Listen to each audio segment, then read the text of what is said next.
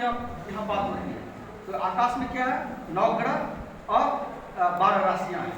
तो ये भी हमें कहीं ना कहीं हमारे पृथ्वी पर फसल को, जीव को प्रभावित करता है। आप जल माने पानी, पानी में से क्या मिलता है, हाइड्रोजन और ऑक्सीजन। पानी से मिलता है हाइड्रोजन और ऑक्सीजन। और समीरा हवा, हवा में क्या है, नाइट्रोजन है, कार्बन है, ऑक्सीजन है और कई प्रकार के छोटे छोटे गैस हैं जो हमारे हवा से प्राप्त हो जाते हैं। ये सारे जितने पोषक तत्व हैं, 14 तो मिल गया पृथ्वी से और 3 मिल जाता है हमको, या तो पानी से या तो हवा से। ये 17 प्रकार के पोषक तत्व किसी भी जीव को चाहिए। कोई ज़्यादा मात्रा में चाहिए, कोई कम मात्रा में चाहिए, जो हमें पृथ्वी से प्राप्त हो जाता है। वैसे हम लोग भगवान और अल्लाह को एक ही मानते हैं, भगवान को और अल्लाह को एक ही। ये क्या है, भ माने भूमि, ग माने गगन, बाप व माने वायु, आ माने अग्नि और नौ माने नीर माने पानी। ऐसे अल्लाह शब्द का है, अल्लाह शब्द का मीनिंग है इसमें आप माने पानी, लब माने भूमि, इला माने वायु, अ माने आसमान, हड़क माने अग्नि। तो ये दोनों का मीनिंग एक ही है।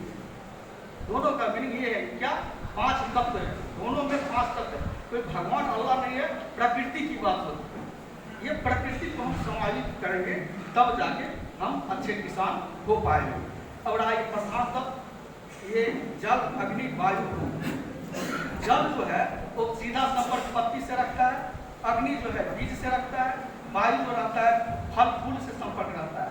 अब भूमि नहीं हो तो जड़ की संभावना नहीं कर सकते, वायु नहीं हो तो फल फूल बन ही नहीं सकता है, क्योंकि परागण होगा ही नहीं।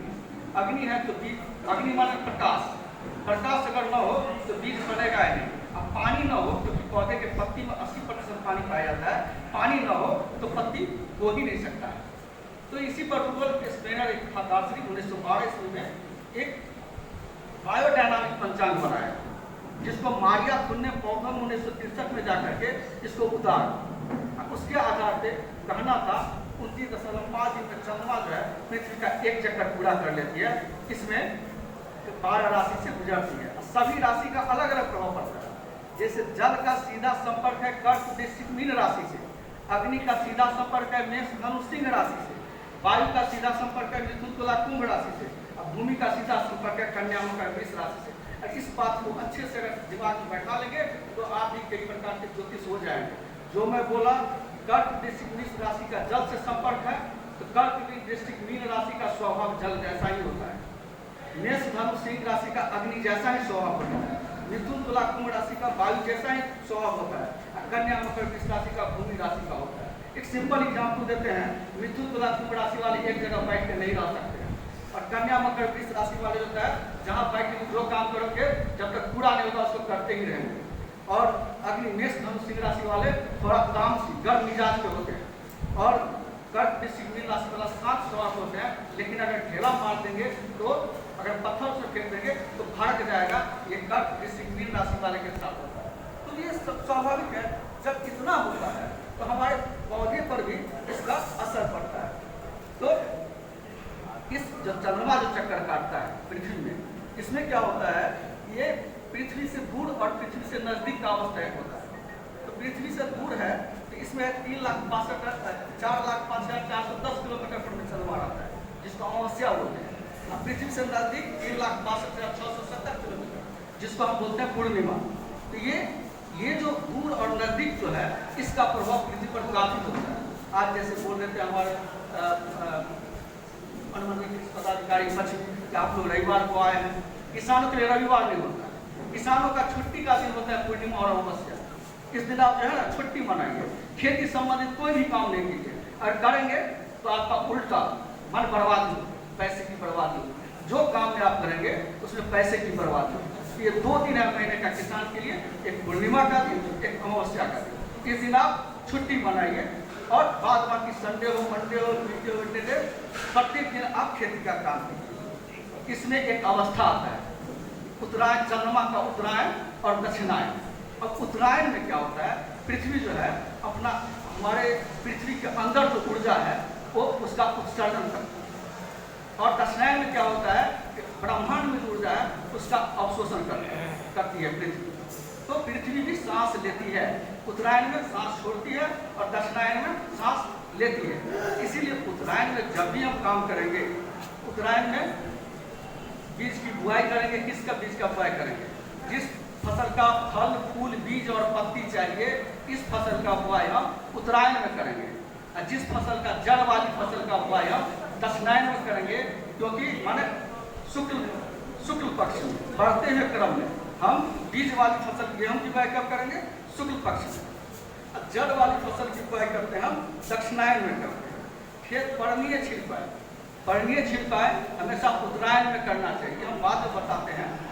इसके ये शुभ दिन जो है गेहूं का बुआई का जो दिन है, उस अक्टूबर में 9 तारीख को, 10 तारीख को, 18 तारीख को, 27 तारीख और 28 तारीख को, ये बहुत ही अच्छा दिन है। कौन कौन सा दिन? 9 तारीख, 10 तारीख, 18 तारीख, 27 तारीख और 28 तारीख। और 27 अक्टूबर जो है, 27 अक्टूबर आज का 27 अक्टूबर माने है, आज का दिन तो बहुत ही अच्छा दिन था। इसको बोलते हैं चंद्र शनि विपरीत अवस्था। इस दिन अगर कोई बुआई कर दिया होगा किसी फसल का, अभी तो तोड़ी चल रहा है ना, तो उसका फसल गुना से गुना होगा।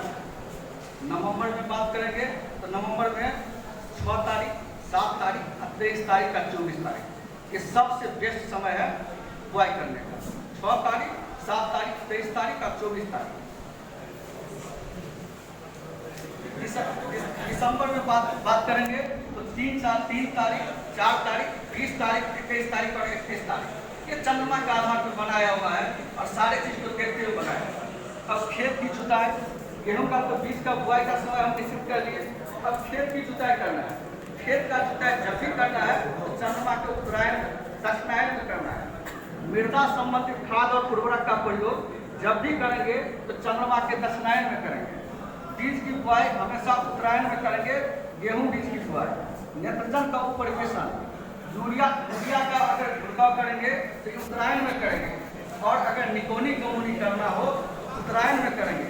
अब पर्णीय छिड़काव भी उत्तरायण में क्या आता है। और फसल की कटाई दक्षिणायन में क्या आता है कि दक्षिणायन में इसलिए फसल की कटाई किया जाता है कि हमारे पूर्वज भी बोलते थे कृष्ण पक्ष में अगर काटोगे तो फूल नहीं लगेगा। हम पहले बोले थे कि चंद्रमा पृथ्वी से काफी दूर होता है, तो वातावरण क्या होता है? काफी शुष्क रहेगा, तो बहुत कम मात्रा में नमी रहता है। उस पीरियड में काटेंगे तो उसी पीरियड में उसको सुखाना है, उसी पीरियड में सब कुछ करना है, भंडारण नहीं करना है। आपके बीज में जो बीज के लिए प्रॉपर उपयुक्त नमी जो है गेहूं बीज के लिए 10 से 12% रहना चाहिए। ये दक्षिणायन काटेगा तभी संभव है। ये कब संभव होगा? जब आप उत्तरायण में लगाएंगे तब जाकर के दक्षिणायन में हार्वेस्टिंग होगा। गलती से अगर दक्षिणायन में लगा दिए तो आपका हार्वेस्टिंग उत्तरायण में ही करना पड़ेगा और उसमें फूल लगेगा ही। और यही जितना बताए हैं इसी को लेके डेट ऑफ सोइंग हमारे जो वैज्ञानिक हैं इन्होंने फिक्स किया। ये सारी बातें हैं, सब वेद की बातें हैं। अब वेद से ही हमारा डेट ऑफ सोइंग निकला था। जैसे 15 नवंबर से 15 दिसंबर डेट ऑफ सोइंग था ना, 15 नवंबर से 15 दिसंबर, 15 अक्टूबर से 15 नवंबर, 15 जून से 15 जुलाई। मन ये 15 की बात क्यों है? इस वर्ष से कभी 1 की बात क्यों नहीं है? 10 की बात क्यों नहीं है? ये बात आपके दिमाग में कभी आई? नहीं आई, क्योंकि हमने सोचा ही नहीं। तो हमारे जितने वैज्ञानिक बनाए कि 15 से 15 डेट ऑफ सोइंग फिक्स किए हैं, इसके पीछे कुछ रीजन है। इसमें कृष्ण पक्ष और शुक्ल पक्ष की बात है, कृष्ण पक्ष और शुक्ल पक्ष की बात है। अगर नहीं रहता तो एक तारीख से 30 तारीख क्यों नहीं किया गया? इसी महीने का धान फसल की बात करते बोलते 15 में से 15 जून आगाज फसल की, 15 जून से 15 जुलाई पिछात फसल की, और 15 जुलाई से 15 अगस्त तक माने सबसे पिछात और मध्यम की। गेहूं की दलहन की बात करेंगे 15 अक्टूबर से 15 नवंबर, आलू की बात करेंगे 15 अक्टूबर से 15 नवंबर। अगर आप गेहूं की बात करेंगे तो 15 नवंबर से 15 दिसंबर और 15 दिसंबर से 25 दिसंबर। यहाँ कहीं भी एक का चलता नहीं, क्योंकि हमारा जो कैलेंडर बना है, वैज्ञानिक जो बनाया है, ये हमारे सोलर अनुदान पंचांग के आधार पर बनाया है। जो पंचांग के आधार पर डेट लिखा हमारे पूर्वज करते थे, वहीं से चुराया गया है वेद से। और रिसर्च में सोर्स चाहिए ना, तो वहीं से सोर्स लेकर के इसको बनाया गया। तो हम बीज उत्पादन की बात करेंगे। बीज उत्पादन बहुत बड़ी बात नहीं है, बीज उत्पादन बहुत बड़ा बात नहीं। बस आप जो कर रहे हैं उसमें 1-2 जगह पे कुछ सुधार कर लेंगे तो आपका बीज जो है, आपका अन्न जो है तो बीज बन जाएगा। आपका अन्न बीज बन जाएगा। आप खेत की जुताई करते हैं, बीज की बुआई करते हैं, आप उर्वरक डालते हैं, आप जो है उसके बाद पटवन करते हैं, यूरिया का ऑपरेशन करते हैं, फसल पौधा संरक्षण भी कर लेते हैं, फसल काट देते हैं। इसमें दो चीज सिर्फ करना है एक्स्ट्रा।